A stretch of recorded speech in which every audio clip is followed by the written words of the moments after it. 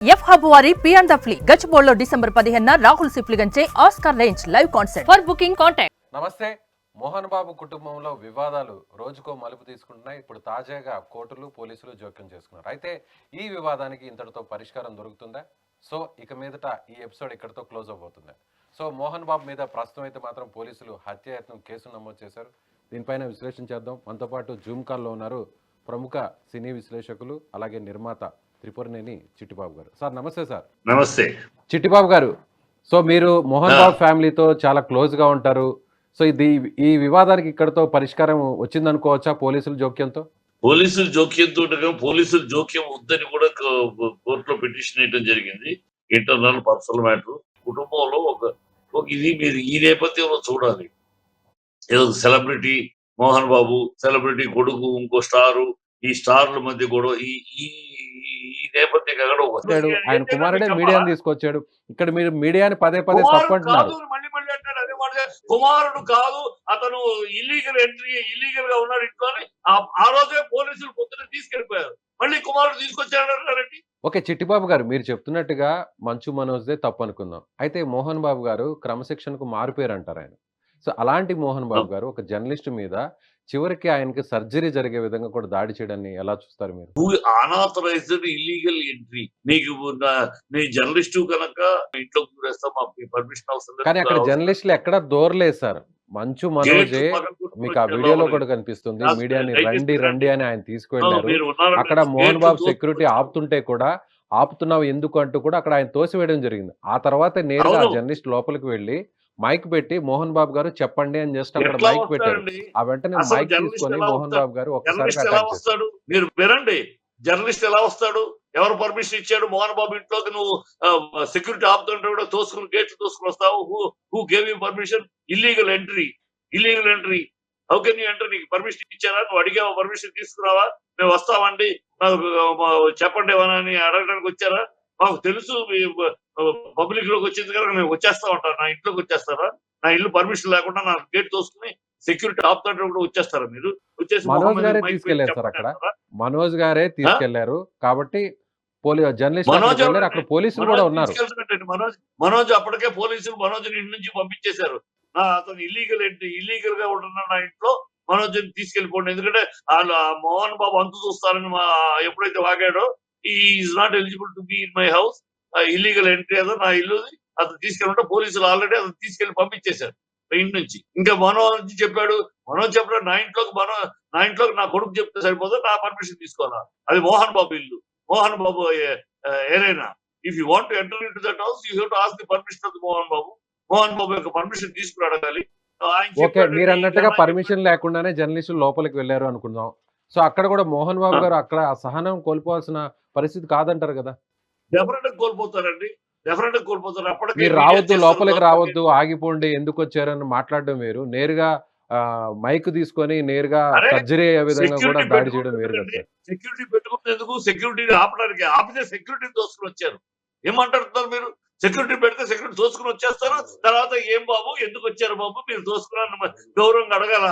మీరు చేసేదేమో ఇల్లీగల్ ఎంట్రీలు, illegal security ఆపుతుంటే కూడా తోసుకొచ్చి గేట్ తోసుకొచ్చాక మేమేమో అయ్యా బాబు ఏంటి గేట్ తీసుకొచ్చారు, ఏం చెప్పండి బాబు, ఏం చెప్పమంటారు అని అడగల. ఎందుకు వచ్చావు? ఎవరు పర్మిషన్ ఇచ్చారు? నువ్వు ఎందుకు నా ఇంట్లోకి వచ్చావు అని అడుగుతావా? Get out from this place అని అంటామా? అయితే ఎందుకు బాబు ఎందుకు వచ్చారండి మీరు? ఓకే, మీరు చెప్పినట్టు get out from this place అని అనొచ్చు, కానీ అటాక్ చేయడం వేరు కదా సార్, మ్యాన్ హ్యాండ్లింగ్ చేయడం వేరు కదా. అది కూడా ఎలా? అతను సర్జరీ హాస్పిటల్ అడ్మిట్ అయినాడు జర్నలిస్ట్. ఆయన కన్ను పోతే మీరు బాధ్యత వహిస్తారా? మైక్ ఎక్కడ పెట్టాడు? తీసుకొచ్చి ముందుకు వచ్చి చెప్పండి అని ముందుకు మొహం మీద పెట్టాడు. ఆ కన్నుకి ఏమైనా గుచ్చుకుంటే, ఆయన కన్నుకి ఏమైనా అయితే మీరు ఇస్తారా? ఎవరు ఇస్తారు? ఎవరు బాధ్యత తీసుకుంటారు? అతను చేసి తప్పును వదిలేసేసి మీరు అతను అన్నప్పుడు బైక్ లాక్కున్నాడు, తోచాడు, మిగతా సెక్యూరిటీ అంతా లాగేశారు. దాంట్లో కింద పడవచ్చు. అసలు చేసిన తప్పులు మైక్ మీద మొహం మీదకి పెట్టేసి కంటి దగ్గరికి పెట్టేసి రావటమే ఇల్లీగల్. రావటం ఇల్లీగల్.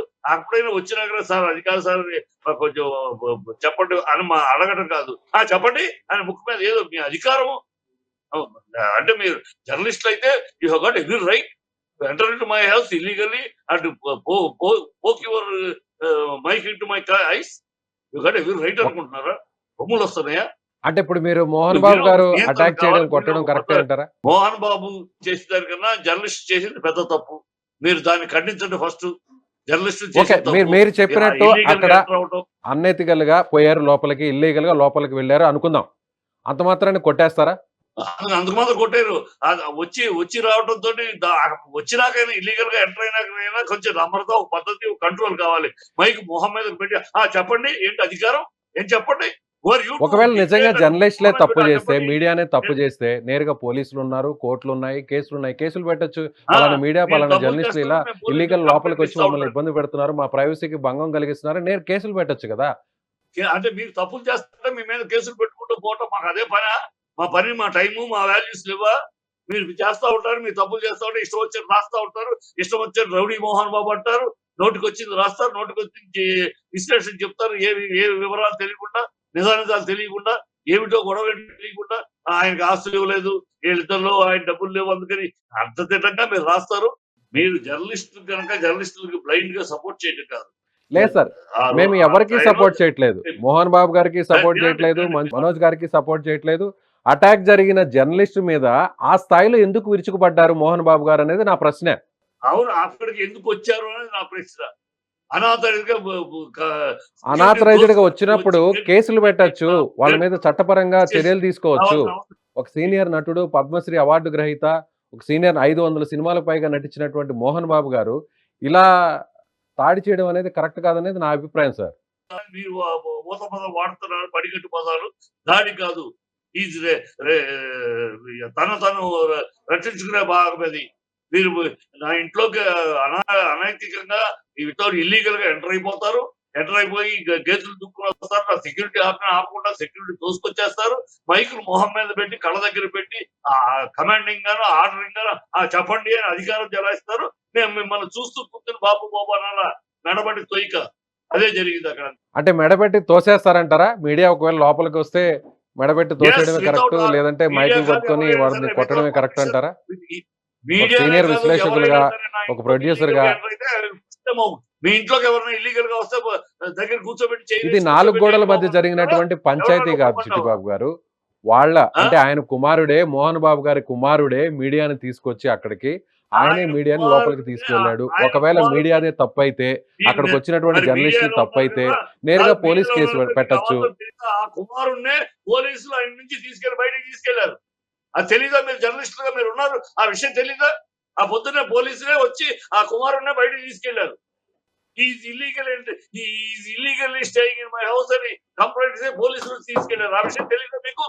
ఆ ఇల్లీగల్ గా పోలీసులు తీసుకెళ్లి మనిషిని తీసుకొచ్చి ఆయన చెప్పాడు అంటారండి. What logic is this? అంటే తప్పు ఇక్కడ మోహన్ బాబు గారిది లేదు, తర్వాత మనోజ్ గారిది లేదు, కేవలం మీడియాది, అక్కడికి వచ్చిన జర్నలిస్టులదే తప్పు అంటారు మీరు. మనోజ్ వాళ్ళని ఎంట పెట్టుకుని వచ్చాడు. మీకు తెలుసా తాండూరు ఆ గ్రూప్ లో ఎంతమంది ఉన్నారు? తాండూరు నుంచి వచ్చిన రౌడీలు ఉన్నారు, తెలుసా మీకు? రౌడీలు కూడా ఉన్నారు దాంట్లో. మాకు అన్ని రికార్డ్స్ వచ్చినాయి, అన్ని వివరాలు వచ్చినాయి.